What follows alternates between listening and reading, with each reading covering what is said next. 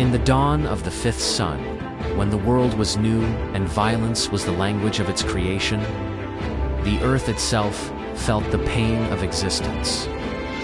Mountains were wounds from the battles of gods. Rivers were the tears of celestial beasts, and the first people were fragile, easily broken by fever, injury, and the terror of the unknown. From this suffering, a consciousness awoke. It was not born of the sky or the stars, but from the deep, warm soil itself. She was TOZI, our grandmother, the earth's own will to mend. She was not a goddess of grand pronouncements, but of quiet, knowing action. Her face was creased like a dry riverbed.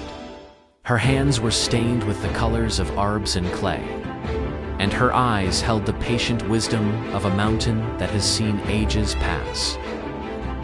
TOZI walked the world not with a scepter, but with a basket.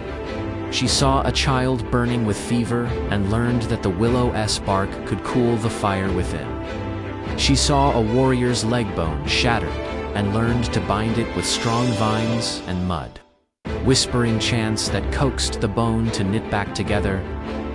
She tasted every leaf, every root, every flower, learning their secrets.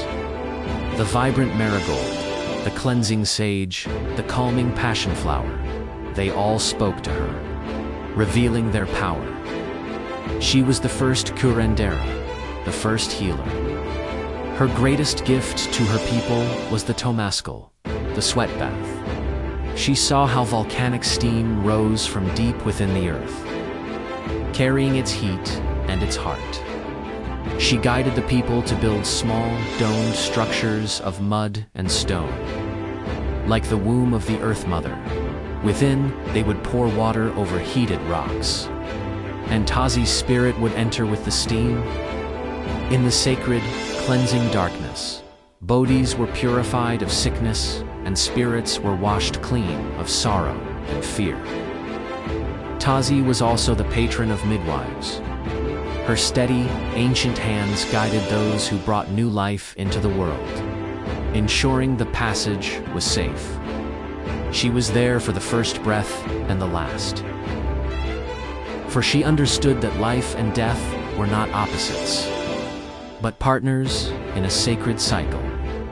But as the world grew, so did its afflictions. A great sickness spread, a rot that the arbs could not cure.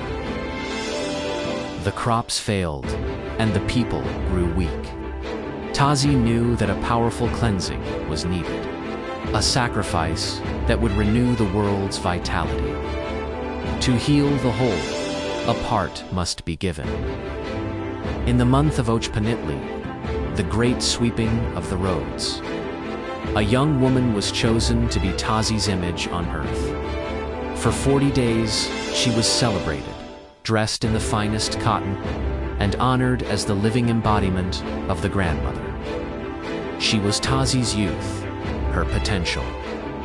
But at the end, she was sacrificed in the deep of night. This act was not one of cruelty, but of profound, cosmic medicine.